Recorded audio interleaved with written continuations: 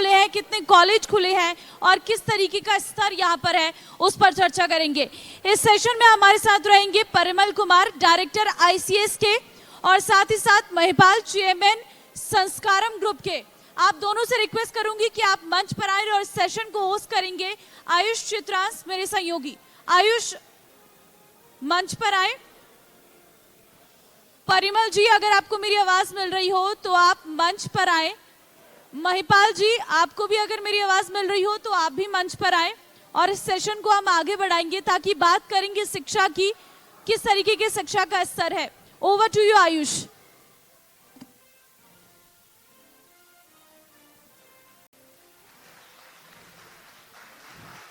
तो धन्यवाद ममता। चलिए, ये उत्साह युवाओं के अंदर होना चाहिए, क्योंकि हम लोग लगातार चर्चा कर रहे थे अभी विकास पर, इसके अलावा इंडस्ट्री से जुड़ी हुई जो तमाम समस्याएं हैं उन सब के मूल में अगर आप जाएंगे तो शिक्षा सबसे महत्वपूर्ण है, बैकबोन है। लेकिन शिक्षा के सामने भी अपनी बड़ी चुनौतियां हैं और इन चुनौतियों से कैसे निपटना है, इससे किस तरीके से निपटा जा रहा है और इसके अलावा आगे भविष्य में क्या होना चाहिए, आज इस विषय पर चर्चा करते हैं। परिमल जी, आपका ही रुख करूंगा मैं। सबसे पहले आपसे कई बार मैं इस विषय पर चर्चा पहले भी कर चुका हूं, लेकिन आज भी सवाल वहीं खड़ा हुआ है। सबसे बड़ा चैलेंज अगर आज के एजुकेशन सिस्टम में हम लोग देखें तो आप क्या मानते हैं? सर, ये देखिए, एजुकेशन सिस्टम में भारत में सबसे बड़ा चैलेंज क्या है, तो वो सरकार की बेरुखी है। सरकार को एजुकेशन की तरफ स्पेशल फोकस करना चाहिए, स्पेशल ध्यान देना चाहिए। सरकार को एजुकेशन की तरफ जो है ये ध्यान देना चाहिए कि अगर भारत को विश्व गुरु बनाना है, भारत को विकसित राष्ट्रों की श्रेणी में लाना है, अगर भारत के अंदर अच्छा मैन पावर डेवलप करना है तो शिक्षा के ऊपर ध्यान देना पड़ेगा, शिक्षा के ऊपर काम करना पड़ेगा। सरकार की बेरुखी के कारण सरकार जो है, जो ये शिक्षा जो है ये पिछड़ती जा रही है। सरकारी स्कूलों का हाल सबके सामने है, ये किसी से छुपा नहीं हुआ है, लगातार हर मंच पर इसके बारे में चर्चा होती है। उस शिक्षा जो स्कूल जो है वो काम नहीं कर पा रहे हैं तो फिर प्राइवेट सेक्टर के स्कूल आते हैं, वे अच्छा काम करते हैं, उनके सामने फिर चैलेंज रहता है, चुनौती रहती है कि बहुत भारी टैक्सेस जो है एजुकेशन के ऊपर लगा दिए गए हैं। या तो सरकार अपने सरकारी स्कूलों में अच्छी शिक्षा दे, और अगर वैसा नहीं कर पा रही तो कम से कम एजुकेशन को टैक्स फ्री करना चाहिए, ताकि सभी लोग, गरीब लोग भी जो है पढ़ाई कर पाएं, शिक्षा ले पाएं। कोई भी आदमी पढ़ करके एक अच्छा जीवन बना सकता है, अपने लेवल को इम्प्रूव कर सकता है, आगे बढ़ सकता है। बड़े बड़े एग्जाम्पल जो इस प्रकार से हैं। APJ अब्दुल कलाम थे, हमारे राष्ट्रपति तक पहुंचे, मिसाइल मैन थे। अब उन्होंने एजुकेशन के अलावा और क्या किया था, तो अच्छी पढ़ाई के दम पर उन्होंने अपना जीवन बनाया।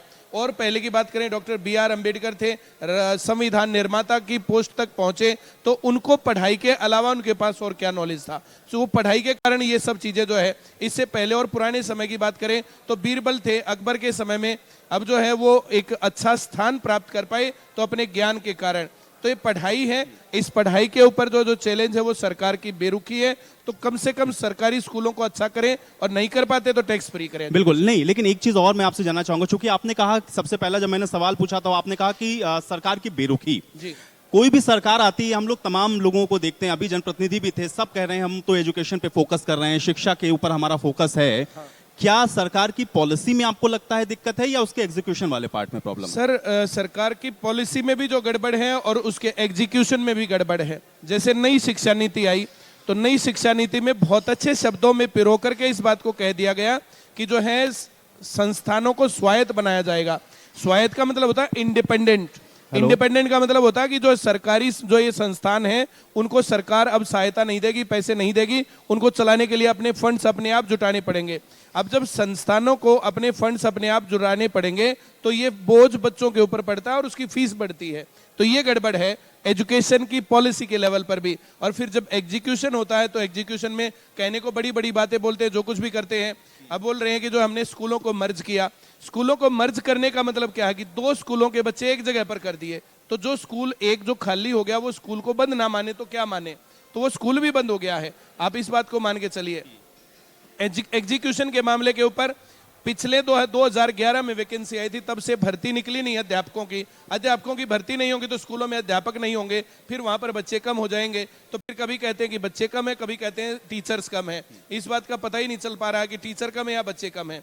इसके ऊपर जो मैं ये कहना चाहता हूँ, जैसे ये 4 साल की अग्निवीर योजना सेना में आई, उसी प्रकार की टीचर्स में भी लानी चाहिए। 4 साल के लिए टीचर्स को रिक्रूट करना चाहिए। जो टीचर अपने पास अच्छा रिजल्ट दे पाता है, बच्चे जोड़ पाता है, उसकी सर्विसेज को कंटिन्यू करना चाहिए, और जो नहीं जोड़ पाता उसकी सेवाएं समाप्त कर देनी बिल्कुल, चाहिए। बहुत बहुत महत्वपूर्ण बात आपने उठाई है। और चूंकि इतनी इंपॉर्टेंट यहाँ पर हम लोग जो है डिस्कशन कर रहे हैं, तो जो लोग थोड़ा सा पीछे खड़े हुए हैं वो अगर आगे आके बैठ जाएं तो बेहतर होगा, और थोड़ा सा साइलेंस रखें, क्योंकि शिक्षा पर हम लोग चर्चा कर रहे हैं, बहुत महत्वपूर्ण विषय है। सर एक बात और मैं इस पर बोलना चाहूंगा, जैसे एक बार पेपर लीक करवा करके या गड़बड़ करके दूसरे को बिठा करके एक बार टीचर बन गया तो पूरी उम्र सरकार का जो है जैसे दामाद बन के बैठ गया, उसको ना तो कुछ भी करना आता, ना बच्चे पढ़ाने आते हैं, और उसी जो है पॉलिसीज के कारण ये गड़बड़ है। टीचर्स का रेगुलर टेस्ट भी होना चाहिए, 1-2 साल के अंतराल पर टीचर्स का टेस्ट होना चाहिए। जो टीचर अपने आप ही नहीं अपना पेपर पास कर सकता तो बच्चों को किस लायक बनाएगा? ये बहुत तो इस प्रकार महत्वपूर्ण की है, ये बहुत चीजें जो है महत्वपूर्ण जरूर है, होनी चाहिए, क्योंकि क्वालिटी एजुकेशन पे भी हमको फोकस करना है। महिपाल जी, आपसे भी मेरा यही सवाल है, एजुकेशन सेक्टर से आप जुड़े हुए हैं, आपको क्या लगता है सबसे बड़ा चैलेंज क्या है? क्योंकि परिमल जी कह रहे हैं कि पॉलिसी और एग्जीक्यूशन दोनों पार्ट में दिक्कत है, आपके हिसाब से आपको क्या नजर आता है?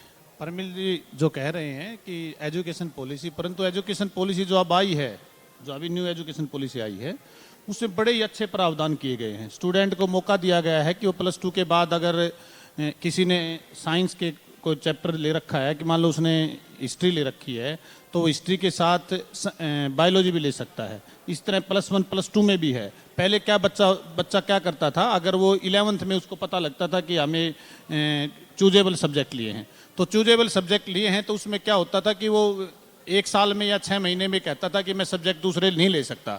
परंतु अब जो नई एजुकेशन पॉलिसी आई है, आपने 1 साल का अगर कोर्स कर लिया है, सेकंड ईयर में आपको सब्जेक्ट चेंज करने हैं, मान लो आर्ट लेना है आपने, या आर्ट से साइंस लेना है, साइंस से आपको कॉमर्स लेना है, तो वो आप ले सकते हो।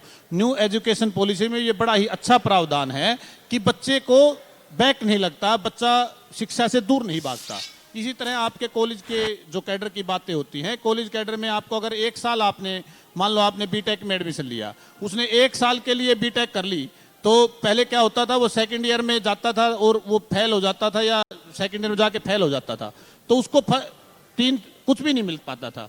तो अब इसमें न्यू एजुकेशन पॉलिसी में ये कर दिया कि उनको फर्स्ट ईयर का कम से कम पास का सर्टिफिकेट मिलेगा, और वो 1 साल का बीटेक उसका मान्य होगा। इसी तरह पॉलिटेक्निक में, इसी तरह मेडिकल कॉलेज में, वो सभी उनको 1 साल के सर्टिफिकेट की डिग्री का प्रावधान नई एजुकेशन पॉलिसी में किया है।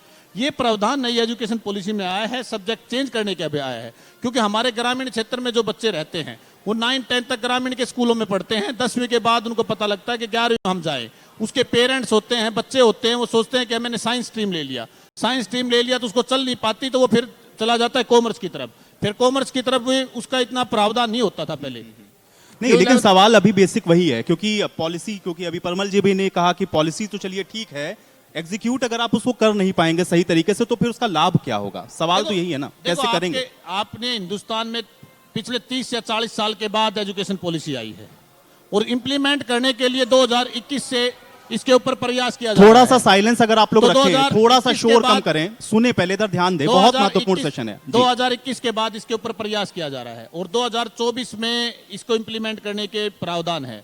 हमारे लिए सबसे अच्छा ये है कि हरियाणा जो स्टेट है, पूरे हिंदुस्तान में सबसे पहले हरियाणा एजुकेशन पॉलिसी को इंप्लीमेंट कर रहा है। हरियाणा के लिए सबसे खुशी की बात हमारे लिए है कि हमारी सरकार एजुकेशन पॉलिसी को सबसे पहले इंप्लीमेंट हरियाणा में कर रही है। पूरे सेंटर की जो पूरे भारतवर्ष में सबसे पहले एजुकेशन पॉलिसी हरियाणा में इंप्लीमेंट होगी। हाँ, ये बात ठीक है कि उनमें शिक्षाविदों को बिठाना चाहिए जो कि प्रैक्टिकली रूप से बात करते हैं। परमिल जी ने ठीक बात कही है ये कि आप जो शिक्षा जो प्रैक्टिकली जुड़े हुए हैं, जो डेली लोगों के पास जाते हैं, पब्लिक के पास जाते हैं, बच्चों को पढ़ाते हैं, उनसे इस बात का लेना चाहिए, व्यू लेना चाहिए कि इसको किस तरह अच्छी तरह इंप्लीमेंट किया जाए। इन्होंने ये भी ठीक कहा है कि 4 साल के अग्निवीर की तरह की पॉलिसी आनी चाहिए टीचरों को, 4 साल उनको टीचरों को ट्रेनिंग दे, उसके बाद 4 साल टीचर पढ़ाए, उसके बाद उसका एक टेस्ट हो, उसके बाद वो अगर वो उस टेस्ट में नहीं करता तो अगर वो टेस्ट क्लियर नहीं करते हैं तो उसको हटाना चाहिए। अब वो टीचर गवर्नमेंट का टीचर है, वो अगर उसमें सिस्टम में जाता है, अब कई जगह जो अभी इन्होंने कहा कि जो मर्ज कर दिए गए स्कूल, वो भी सरकार का कोई ना कोई लॉजिक रहा होगा, परंतु जो बच्चे कहीं स्ट्रेंथ नहीं है, मैंने देखा है कई स्कूलों में 700 की स्ट्रेंथ है। हमारे पास ही दादरी तो एक गांव है जज्जर में ही, उसके अंदर 800 की स्ट्रेंथ है, उसमें पूरी स्ट्रेंथ है हमारे वहाँ, ऐसी कोई बात नहीं है। परंतु जिस स्कूल में बच्चे ही 15 हैं या 40 है या 50 है, उसमें 8 का स्टाफ था, उसको घटा के 2 किया गया है। नहीं नहीं ठीक है, उसके भी अलग अलग तर्क हैं कि वहां अगर 8 बच्चे हैं तो उस पर भी गवर्नमेंट को फोकस करना चाहिए कि वो 8 क्यों हैं। परमल जी, नई एजुकेशन पॉलिसी को कैसे देखते हैं आप? सर मैं इसी बात को कंटिन्यू करता हूं। जैसे जितने भी लोग यहाँ पर बैठे हैं या आप भी जो है जैसे इन मामलों के ऊपर लगातार आवाज उठाते रहते हैं, जैसे क्या फर्क पड़ता है बच्चा कॉलेज में जाकर के बीए कराया या वो 12वीं के बाद पढ़ाई छोड़ दी या एमए कर लिया, क्या फर्क पड़ता है? उसको कहाँ सेटलमेंट मिलती है कि ये डिग्री मिल गई तो आपको ये सेटलमेंट मिलेगा या ये आपको ज्यादा फायदा मिलेगा? ये 3 इडियट फिल्म वाला वो डायलॉग हो गया कि ये डिग्री सिर्फ जो है ना दीवार पर टांगने के काम आ रही है। अब उसके अंदर और ज्यादा अच्छा प्रावधान क्या कर दिया कि बच्चे के पास जो और ज्यादा गड़बड़ हो गई। सर 1 साल का वो डिग्री तो देंगे, लेकिन 1 साल की डिग्री या उस डिप्लोमे का फायदा क्या होगा बच्चे की लाइफ में? ये फर्क बहुत मैं बड़ा है। परमिल जी से मेरे जी, बड़े भाई मैं जी, एक बताना चाहता हूँ, जो अब वोकेशनल कोर्सेज आ गए, हाँ आपको अगर 1 साल के अंदर उसमें प्लम्बर का कोर्स करना है, नई एजुकेशन पॉलिसी में ये प्रावधान है। अगर प्लम्बर का कोर्सेज है, आपका टेक्निकल, अगर आपका किसी भी चीज का कोर्सेज है, स्किल्ड करना है स्किल आपको। डेवलपमेंट का कोर्सेज है, तो जो पॉलिसी नई एजुकेशन पॉलिसी आई है वो 9 से ही लागू कर दी गई है। वो 9 से ही उसकी स्किल डेवलपमेंट की जाएगी। स्किल डेवलपमेंट का मतलब कि हमारे पास स्किल्ड लेबर नहीं है, स्किल्ड आदमी नहीं है। अभी हमारे इंडस्ट्रियल साथी बैठे थे, मैं उनको सुन रहा था कि हम 3 महीने का ट्रेनिंग कैंप लगाते हैं, परंतु बच्चे हमारे लोकल से नहीं आ पाते। यार बिहार से या यूपी से बच्चा यहाँ के जॉब कर रहा है, या गुजरात से आके यहाँ जॉब कर रहा है, या कहीं से भी आके यहाँ जॉब कर रहा है इंडस्ट्री में। उसका मायना यही है कि हमारे यहाँ इंडस्ट्री नहीं थी, स्किल डेवलपमेंट नहीं था। हमारे बच्चे को सिर्फ एक ही चीज सिखाई जाती है, मेडिकल, नीट, हाँ, मेडिकल जो चला का आ रहा टेस्ट, है, आईआईटी का उसी टेस्ट परिपाटी पर चल है, या रहा है। ऊपर के लेवल का टेस्ट है। अच्छी फैमिली है वो उसके टेस्ट के अपने बच्चों की तैयारी कराते हैं। उसके बाद गवर्नमेंट जॉब की बात आ जाती है, जो आईसीएस करने लग रहा है कि भी गवर्नमेंट जॉब की बच्चों की तैयारी करें। स्किल डेवलपमेंट जब होगी, जब छोटी इंडस्ट्री में बच्चा नौकरी लगेगा। हाँ, परिमल सर जी। बात अभी बीएससी की हो रही है, बात बीकॉम की हो रही है, बात बीए की हो रही है कि बीएससी 1 साल करने के बाद वो छोड़ करके बीकॉम ले सकता है, उसमें तो स्किल डेवलपमेंट है ही नहीं। अब 1 साल बीए या बीकॉम करने के बाद वो सब्जेक्ट चेंज कर सकता है। एक और, जैसे कोई बच्चा जाके मेडिकल करेगा और उसने जो 11वीं क्लास में हिस्ट्री और मेडिकल ले लिया, बायो ले लिया, फिर वो कैसे करेगा? यहाँ पर जो है कन्फ्यूजन और ज्यादा है। पहले भी जो है ना ये कन्फ्यूजन एग्जिस्ट करता है, हम लोग महसूस करते हैं। बीकॉम बीएड करके हमारे पास पता नहीं कितने बच्चे एचटेट करने आते हैं और मैं उनको बोलता हूँ कि तुम्हारे सामने स्कोप ही नहीं है। बीकॉम बीएड के बेस पर आज तक भर्ती निकली नहीं है, जबकि कितने लाखों लोग जो है इतने सालों में बीकॉम बीएड करके और बेरोजगार बैठे हैं। उन आदमियों के लिए ऐसा कोर्स करवा दिया जिसका आगे सामने कोई जो है वो है ही नहीं स्कोप, तो फिर वे क्या करें? इस प्रकार से बच्चों के अंदर ये कंफ्यूजन और ज्यादा होगा। जो 1 साल साइंस पढ़ के बैठे हैं, 1 साल कॉमर्स पढ़ के बैठे हैं, आप ये कह रहे हैं 1 साल कि बीए जो पढ़ के पॉलिसीज बैठे बना रहे हैं, हैं, उनका आगे कहां जो जाएंगे? पॉलिसीज बना रहे हैं वो इन सारी चीजों पर गौर नहीं कर रहे हैं, या वो इन सारे लोगों से राय लेते नहीं है? सर मैं बात कर रहा हूं ना, जैसे आप प्री कोर्स और पोस्ट कोर्स 2 बातें समझिए। कोर्स करने से पहले बच्चा क्या और कोर्स करने के बाद क्या। एक बच्चे ने, लेट से कोई भी बच्चा यहाँ पर बैठा है, उसको नहीं पता, वो 12वीं क्लास में गांव में पढ़ के आ गया और आकर के उसने बीएससी में एडमिशन ले लिया, वो चला नहीं पा रहा, तो बच्चों ने, साथियों ने उसको सलाह दी, उसने कॉमर्स में ले लिया, सेकेंड ईयर कॉमर्स कर लिया, फिर उसने जो चेंज करके फिर बीए कर लिया। एक बच्चा पहले साल बीएससी पढ़ा, दूसरे साल बीकॉम पढ़ा, तीसरे साल बीए पढ़ा, तो आगे उसको कौन सा वोकेशनल, कौन सा ट्रेनिंग या किस प्रकार का उसका जो स्किल्स जो है, कैसी जॉब मिलेगी? इस प्रकार के लोग बहुत ज्यादा कंफ्यूजन में होंगे। और इस नई एजुकेशन पॉलिसी के कारण जिस प्रकार से यहाँ पर अवेयरनेस होनी चाहिए थी वैसी बिल्कुल नहीं है और उसकी बहुत बड़ी गड़बड़ होगी। और जैसे भाई साहब अभी कह रहे हैं कि हरियाणा में सबसे पहले इंप्लीमेंट होगा, तो हरियाणा वो प्रदेश है जिसमें सबसे पहले यूजीसी ने जो कॉलेजेस को, यूनिवर्सिटीज को जो फंड देते थे वो फंड बंद कर दिए। अब की बार बच्चों ने स्ट्राइक की, जो स्टाफ ने स्ट्राइक की, उसके बाद वापस वो फंड चालू हुए, वरना तो अब की बार लोन दे दिया गया था। तो ये नई एजुकेशन पॉलिसी से अगर जो ये फंड्स चलते हैं जिनसे कि सरकारें चलती हैं, स्कूल चलते हैं, यूनिवर्सिटी चलती हैं, ये सब बंद हो जाएंगे तो ये बर्डन और ज्यादा बढ़ने वाला बच्चों के ऊपर, इसका बड़ा नुकसान होगा। जैसे ये जो स्वायत्त संस्थान बनाने की बात हो रही है, इसका और बड़ा नुकसान होने वाला है। मेरा कहना इसके ऊपर ये है कि जो ये पढ़ाई है, इस पढ़ाई को इस लायक बनाया जाना चाहिए कि आप इतने दिन पढ़ोगे तो ऐसे काम चलेगा, इस प्रकार पढ़ोगे तो ऐसे चलेगा। मैं क्लास में कई बार बोलता हूं, बच्चे हमारे यहाँ पर बैठे हैं इस बात के गवाह, जो बच्चा हमारे पास 1 साल पढ़ गया तो मैं उसको ये बोलता हूं कि जो साल भर पढ़ गया, लगभग 20,000 रुपए की सरकारी नौकरी उनकी लग जाएगी।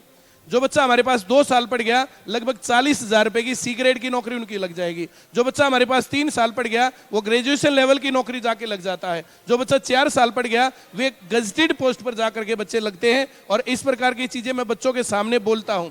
आप 1 साल पढ़े तो आपको इतना ज्ञान मिला, 2 साल पढ़े तो इतना ज्ञान मिला, 3 साल पढ़े तो इतना ज्ञान मिला। मैं ये पूछता हूं, इतने लोग बीए और एमए करके इतनी डिग्रियां लेकर के बेरोजगार घूम रहे हैं, तो उस क्वालिटी आपका कहना एजुकेशन है का कि क्या किया बिल्कुल गया? बिल्कुल बिल्कुल सर, यही बेसिक सवाल है। आप नई एजुकेशन पॉलिसी भी ले आइए या कुछ भी आप करने की कोशिश करिए, लेकिन अगर सही तरीके से उन सारी चीजों को आप डिजाइन नहीं करेंगे तो उसका कोई फायदा नहीं है। डिग्री ले लेंगे और आपका उसका क्या महत्व है अगर वो कहीं काम नहीं आएगी तो? आपने जो आप पूछ रहे हो कि आप डिग्री लेके उसकी महत्ता क्या है, आज उसकी महत्ता की बात है। आज अभी दिल्ली यूनिवर्सिटी के रिजल्ट्स आए हैं जिसमें तकरीबन 670 की रैंक की कट ऑफ आई है। तो आप ये देखो कि विभिन्न प्रकार के कोर्सेज थे, उसके पास फिजिक्स की, केमिस्ट्री थी, मैथ थी, और उनके तीनों का टेस्ट उसने कंबाइन किया है। और हमारे एक हिंदुस्तान का बच्चा 670 नंबर उसमें लेके आ रहा है, तो हमारे बच्चों के अंदर मल्टी टैलेंट तो है ही, वो मल्टी टैलेंटेड तो है ही, हर सब्जेक्ट की नॉलेज रखता है। इस्तेमाल कहाँ करेंगे उसको? इस्तेमाल कैसे करेगा वो आपको बताता हूँ। अगर आपको हिस्ट्री की नॉलेज है, आपको ज्योग्राफी की नॉलेज है, और आपको साइंस की, केमिस्ट्री की भी नॉलेज है, सब जो सब्जेक्ट है अलग अलग की नॉलेज है, तो कहीं ना कहीं उसको मल्टीपर्पज जॉब मिलेगी। अब क्या होता था कि बीएससी बीएड करके आपने फिजिक्स से बीएससी की, तो वो अगर फिजिक्स ऑनर से आपने की तो वो फिजिक्स का ही टीचर लग पाता था। परंतु आपने फिजिक्स की कर ली, आपने उसके बाद सेकंड ईयर में उसके आर्ट्स की कर ली, आपने उसके थर्ड ईयर के बाद आपने कॉमर्स की कर ली, तो वो किसी भी सब्जेक्ट में, किसी भी मल्टीपल टैलेंट में जाके अब उसके खड़ा हो सकता है। उसमें खड़े होने के बाद उसकी एलिजिबिलिटी बढ़ जाती है। तो ये जो एलिजिबिलिटी है,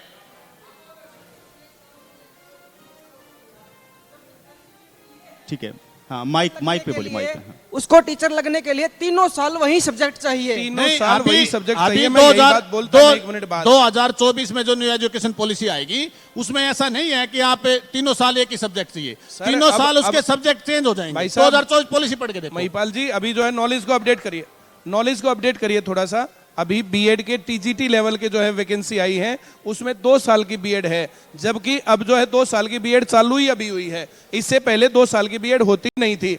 1 साल की बीएड करके करोड़ों लोग भारत के हैं, और कई लाख लोग ऐसे हैं जो एचटेट भी पास करके बैठे हैं, उनको चांस ही नहीं दे रहे हैं। भाई साहब, मैं इस पीछे की बात नहीं कर रहा, मैं कर रहा हूं जो न्यू एजुकेशन पॉलिसी 2024 में न्यू एजुकेशन पॉलिसी की बात कर रहा हूं। न्यू एजुकेशन पॉलिसी को कई जगहों पर जो इंप्लीमेंट कर दिया गया है, लेकिन उसका जो एग्जीक्यूशन है वहां पर गड़बड़ है। जो बच्चे, कई लाख बच्चे बीएड करके बैठे हैं, जो 1 साल से, और एचटेट 10-10 बार करके बैठे हैं, अब उनको ये चांस नहीं मिल रहा। वे कहां जाए बेचारे, किसके सामने अपना दुखड़ा रोए? पीछे वाली बात है, आप एजुकेशन पॉलिसी अब निकली है सर वैकेंसी अब निकली है, वैकेंसी अब निकली है, फॉर्म अप्लाई भी नहीं हो रही है।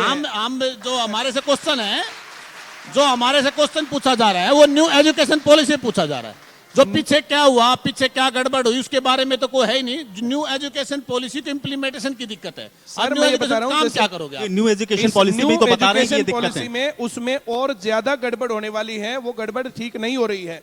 जैसे इस गड़बड़ का ठीक करने का कौन सा रास्ता इन्होंने बताया, और आगे की आप क्या आप वोकेशनल कोर्सेज जो आएंगे, सर वोकेशनल कोर्सेज की मैं रेगुलर आपके हिसाब से क्या होना चाहिए? मेरे हिसाब से क्या होना चाहिए, तो इसके ऊपर जो पढ़ाई हो रही है, जैसे बीए करवा रहे हैं, तो उस बीए को प्रैक्टिकली जो उनको इंप्लीमेंट करना सिखाना चाहिए। ऐसा नहीं होना चाहिए कि वो जो सिर्फ रटते रह गए और उनको प्रैक्टिकली कोई नॉलेज है ही नहीं।